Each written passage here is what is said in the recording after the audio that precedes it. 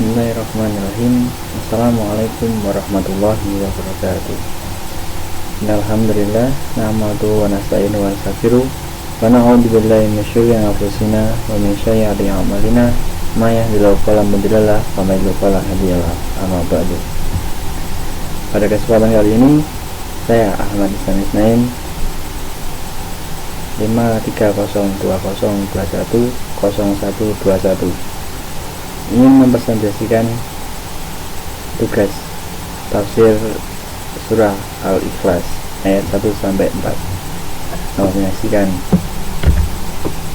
Yang pertama yaitu Al-Ikhlas yang berbunyi A'udzubillahi minasyaitonirrajim. Bismillahirrahmanirrahim. Qul huwallahu ahad, Allahus samad, lam yalid wa lam yulad walam yakul lahu kufuwan ahad. Yang artinya, katakanlah Muhammad, dialah Allah yang Maha Esa. Allah tempat meminta segala sesuatu. Allah tidak beranak dan tidak pula diperanakan, dan tidak ada sesuatu yang setara dengan Dia. Tentang surah Al-Ikhlas. Surah Al-Ikhlas dalam bahasa Arab yaitu ikhlas atau memurniakan keesaan Allah, adalah surat ke-112 dalam Al-Quran.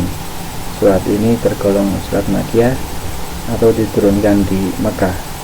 Terdiri dari 4 ayat dan pokok isinya adalah menegaskan keesaan Allah kembali menolak segala bentuk penyekutuan terhadapnya. Kalimat inti dari surah ini adalah Allahu Ahad, Allahu Samad, yang artinya Allah Maha Esa, Allah tempat bergantung. Surat Al-Ikhlas ini sering muncul dalam uang dinar emas pada zaman kekhalifahan dulu, sehingga kadangkala kalimat ini dianggap sebagai slogan negara Khalifah Islamiyah bersama dengan 2 kalimat syahadat. Asbabun nuzul surat Al-Ikhlas. Ada beberapa hadis yang menjelaskan asbabun nuzul surat ini yang mana seluruhnya mengacu pada inti yang sama, yaitu jawaban atas permintaan penggambaran sifat-sifat Allah, di mana Allah itu Esa. Segala sesuatu tergantung padanya, tidak beranak dan tidak diperanakan, dan tidak ada yang setara dengan Dia. Dilihat dari peristiwa paling pertama, Abdullah bin Mas'ud meriwayatkan bahwa kelompok Bani Quraisy pernah meminta Nabi Muhammad untuk menjelaskan leluhur Allah, dan kemudian turun surat ini. Riwayat lain bersumber dari Ubay bin Ka'ab dan Jarir bin Abdillah yang menyebutkan bahwa kaum musyrikin berkata kepada Nabi Muhammad, jelaskan kepada kami sifat-sifat Tuhanmu. Kemudian turun surat ini untuk menjelaskan permintaan itu. Ketiga, dalam hadis ini, hadis yang bersumber dari Jarir bin Abdullah dijadikan dalil bahwa surah ini Makkiyah.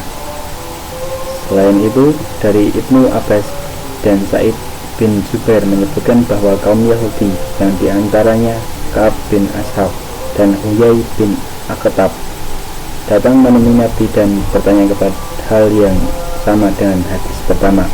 Kemudian turun surat ini. Dan juga riwayat Khattab bin Khattadah menyebutkan Nabi Muhammad didatangi kaum Ahzab, persekutuan antara kaum Bani Quraisy, Yahudi Madinah, Bani Qatafah dari Taif, dan Munafikin Madinah, dan beberapa suku sekitar Makkah, yang juga menanyakan gambaran Allah, dan diikuti dengan turunannya surat ini. Manfaat dan hikmah membaca surat Al-Ikhlas. Manfaat membaca surat Al-Ikhlas: yang pertama, seorang akan mendapat perlindungan dari ribuan malaikat yang bakal menjaganya.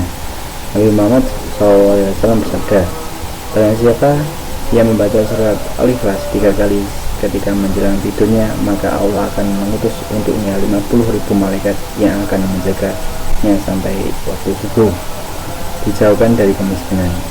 Maksudnya adalah meski hanya terdiri dari 4 ayat yang pendek-pendek, surat Al-Ikhlas mengandung pahala yang besar. Siapa yang ingin jauh dari kemiskinan, maka membaca surat ini dapat membantu keluar dari kemiskinan. Yang ketiga yaitu pengampun dosa. Surat Al-Ikhlas juga mengampuni dosa-dosa kecil yang sempat dikerjakan oleh seorang hamba.